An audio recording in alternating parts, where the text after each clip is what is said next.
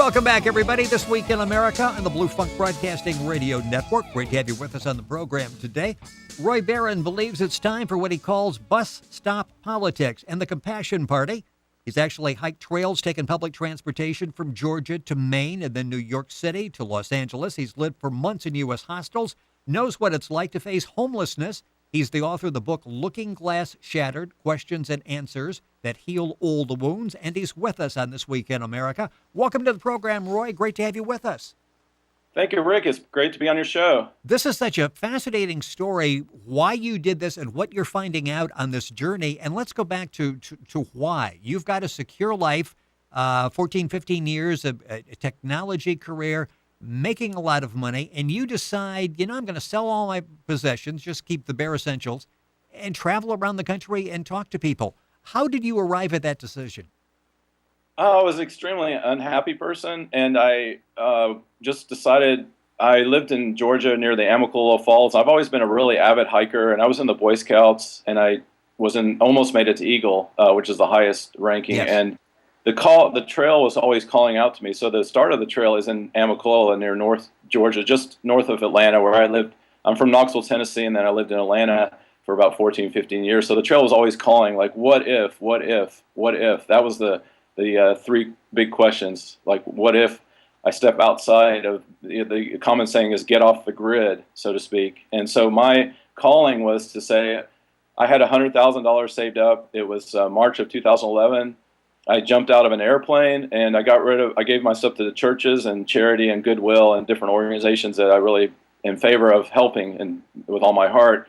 And so I decided I'm just going to live for a while and with no plans. And I had quit a job that was $80,000 plus year job. And one of my coworkers, I remember, he just said, "What are you doing? You're doing all this with no plans." And even at the time, I had the core foundations to this diary. It's really a diary. It's not really even called a book, but it's just about things that happened. So and without judgment. So there's a bunch of stuff that happened, and it's an entire movie and screenplay, which is really incredible.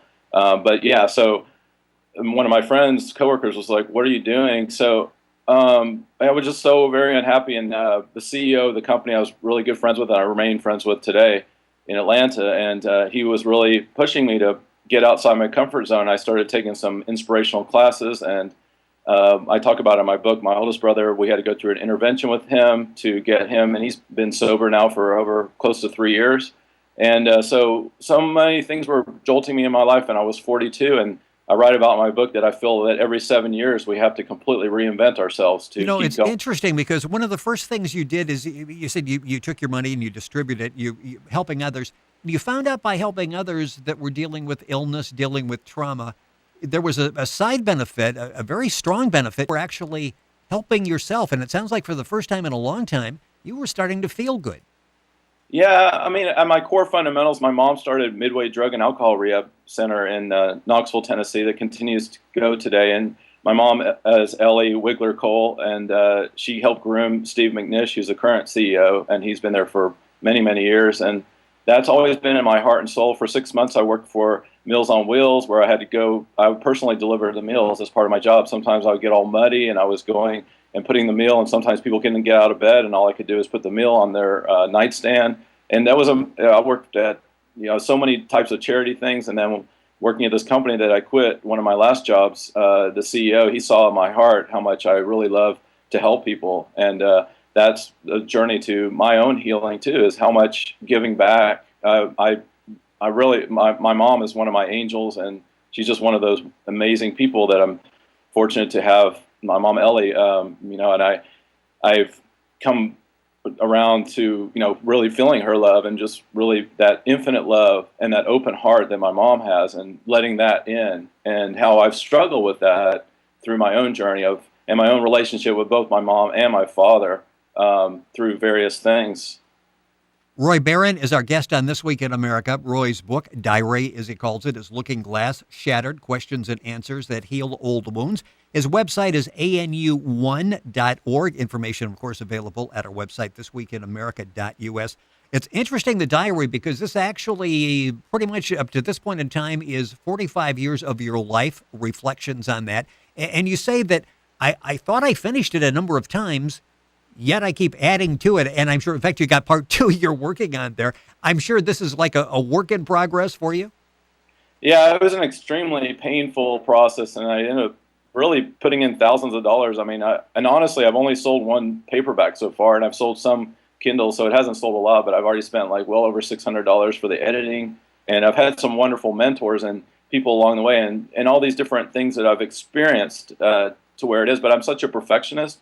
Sometimes I feel like I am like a Steve Jobs, where I see something and I see the vision of where it can be. And what I see when I see things around me, I think, there could be a building here, or we could build a school here, or a church could be here, or we could build something that will help heal us. It might not be here now, but I have a visionary view that we can have this, we can insert this in a certain place where it needs to be, at the right place. So yeah, my perfectionist, and I kept bouncing around with my backpack, 30-liter backpack, and everything in there from one city to the next, staying in hostels and campsites and hiking. I did 100 miles on the Appalachian Trail, a major section. I was doing about 15 miles a day.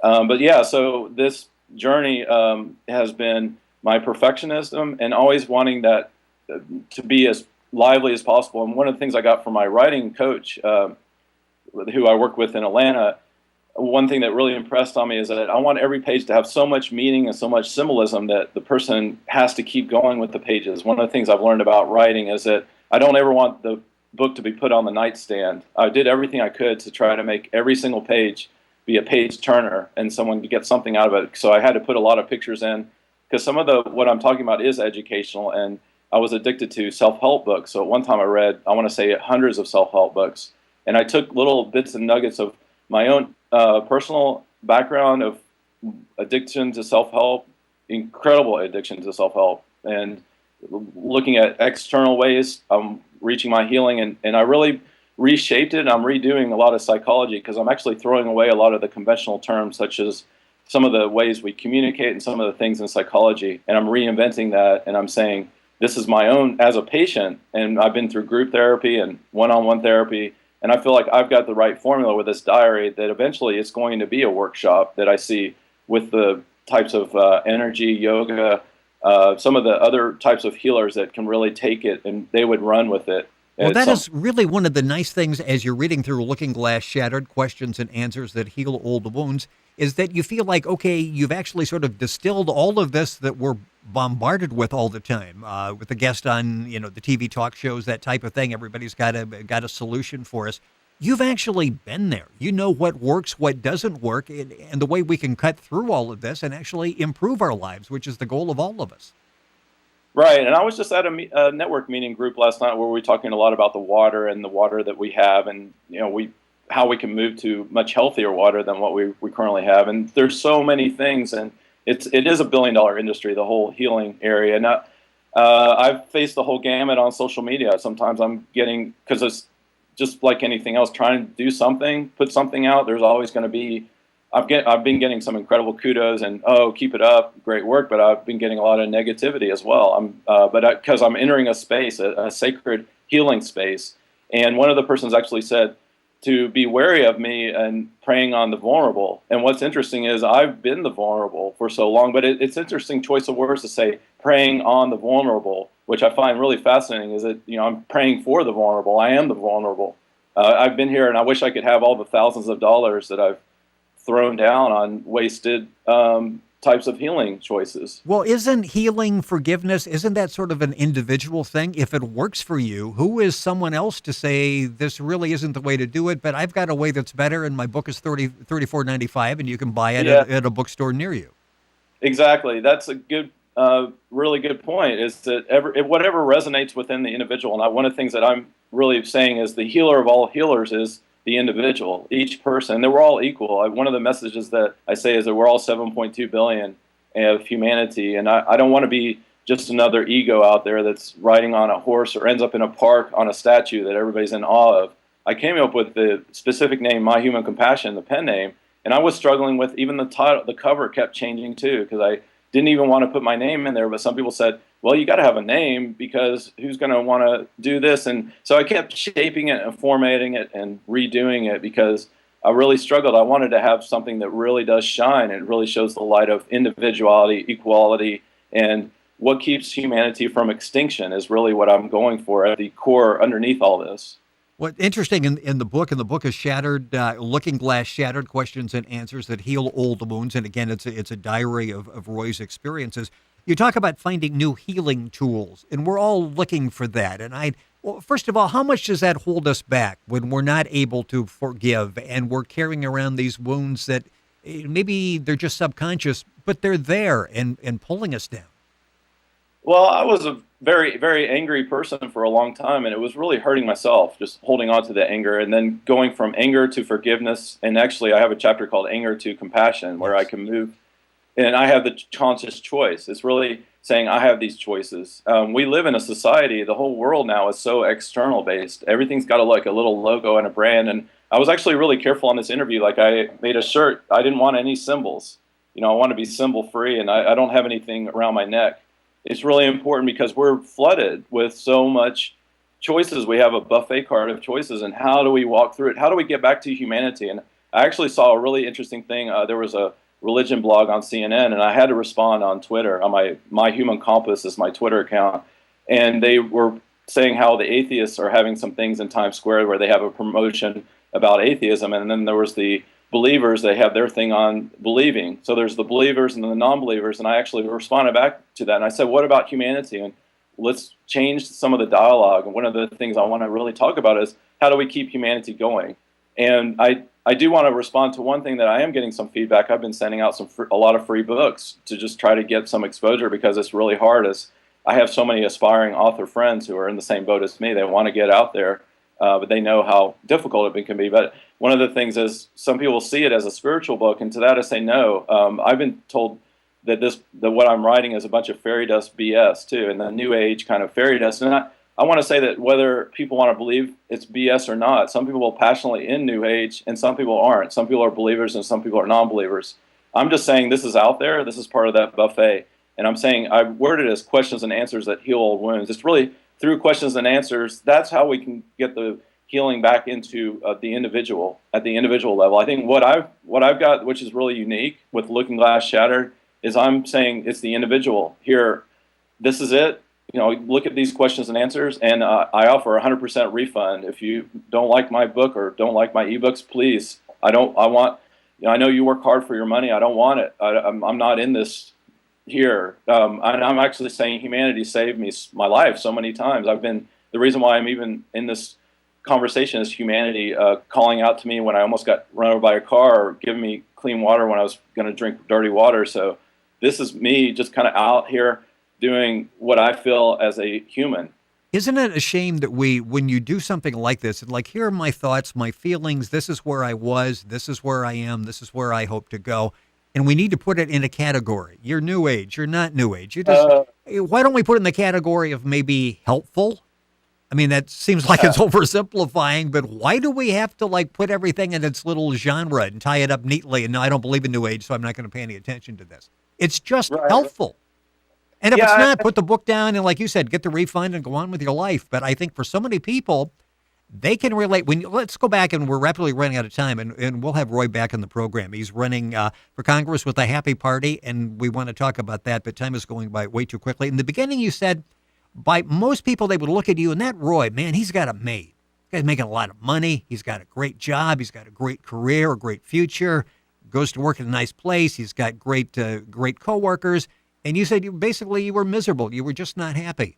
How many people looked at you probably when you made that decision, and deep down they're like, man, I wish I could do that because I'm not any happier than Roy is? Exactly. As I was referring to earlier, some coworkers did say, what are you doing? But others patted me on the back. They're like, hey, just go out, take that deep dive and just jump out of the airplane. It's a leap of faith. A lot of this is. And, a big part of this too was based on that movie WALL-E, where I'm afraid that is humanity going in the direction where we're just going to lie on these platforms and drink Slurpees and watch entertainment all day long? Is that our future? It's interesting, and about a minute or so left in the program. The book, Diary, Looking Glass Shattered, Questions and Answers That Heal Old Wounds, is available all over. More information on Roy at anu1.org. And you can go to our website, thisweekinamerica.us, and find out as well. I know one of the things that's really that sort of keeps you going through of all of this is being able to meet new people every day and talk with them. Talk about that interaction and what's that's meant to you, because actually people out there still communicate with each other face to face and actually listen to what people have to say. Yeah, what I've really transcended, I use the word life is transcending, and I struggled with that chapter for the longest time. I originally called it life is realistic, and that didn't resonate. And then I'm so proud of where the word transcend, and it's a busy, fancy word, and not, it would require looking up on a dictionary. It's not a word that I was really exposed to or knew. But I feel that life is really a combination of good and bad, and there's ups and downs. But through all this, to answer your question, getting to the people and meeting the people and really seeing them, is really getting in contact one-on-one, people of all walks of life. I've dated women from all backgrounds. I'm really proud of that. I'm proud that I've opened myself up to be that person. And I believe that 99.9% of us are all the same genetically. We're all from Africa, and we have these little tiny little variations on how we might look, but we're all from the same tribe. We're the tribe of humanity, and that's what I really am proud of. I'm proud of being on the tribe of humanity. I meet all kinds of different people. And sometimes what I see is the inner child, and I write a lot about how we have an inner child, adult, and parent.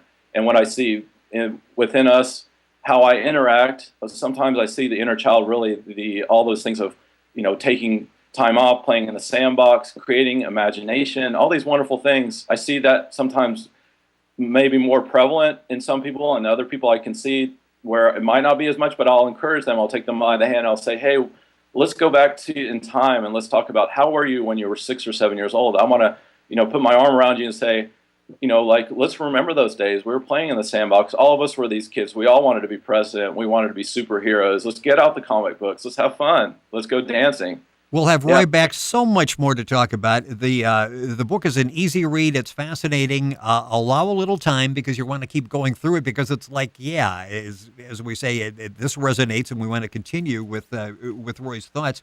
The book is Looking Glass Shattered, Questions and Answers That Heal Old Wounds. It's available all across the country. Roy's website is anu1.org. Of course, information at our website, thisweekinamerica.us.